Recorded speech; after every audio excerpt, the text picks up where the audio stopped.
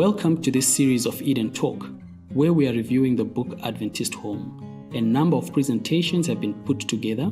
Hope you find them beneficial. Stay tuned in and enjoy this presentation.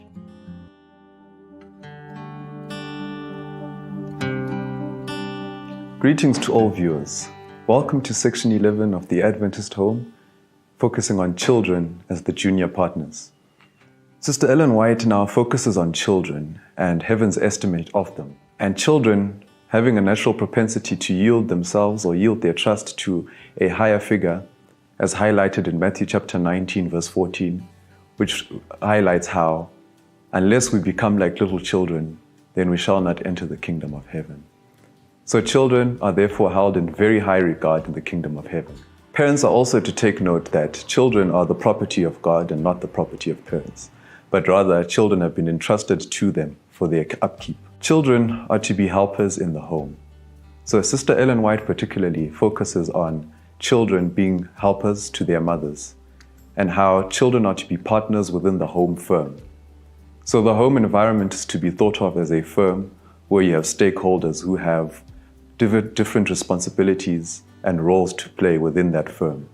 And children are not exempt, and neither are all the other members of the firm as well, including parents and mothers and fathers. So all have a role to play within the home firm. The next point that Mrs. Ellen White focuses on is how children are to have a sure safeguard if they have an occupation. So the saying goes around that says, an idle mind is the devil's playground. So she then goes on to allude to how children are safe from the temptations and the wiles of Satan if they are to have a sure and safe occupation. So this means that children are to engage in activities within the home.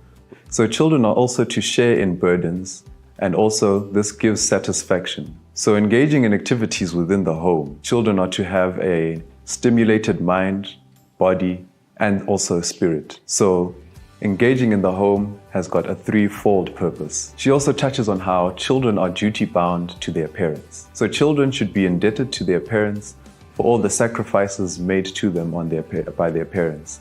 She also alludes to how parents have suffered many anxieties on the accounts of their children. So children are to be cognizant of this fact and should be indebted to their parents. Many are breaking the fifth commandment. So Mrs. White alludes to how many children, particularly of this day and age, are breaking the fifth commandment, which is to honor your mother and father. She goes on to say that there is no age at which a child is not exempt from honoring their mother and father. And we must remember that honoring our parents is the first commandment with a promise, so that we may live long in the land that the Lord God has given us. Love is to be manifested to parents from children. That is, children should manifest their love, ensuring it to them. A counsel to children by Sister Ellen White is to seek God early. So children should seek counsel from God from an early onset. That is to have a relationship with God from a young age. I will allude also to Ecclesiastes chapter 12 verse 1, which speaks to how children should remember, or young people should remember, their Creator in the days of their youth. Children are also to pray for help. So that is to seek help in terms of having honor or respect for their parents. Because Mrs. White also alludes to the fact that the devil has a specific target on children to sever the bond between parents and children. So children are to pray for help to honor their parents and to foster the familial bond that God has created between them. Sister Ellen White finally alludes to how children who have found themselves in positions where they were not honoring their parents in the past have the opportunity to still redeem the past. So that is to mend relationships in the past with their parents, and it is not too late for them to begin honoring their parents. So all this fits in to the role that each child or each parent or each member of the home firm has in keeping a happy Adventist home.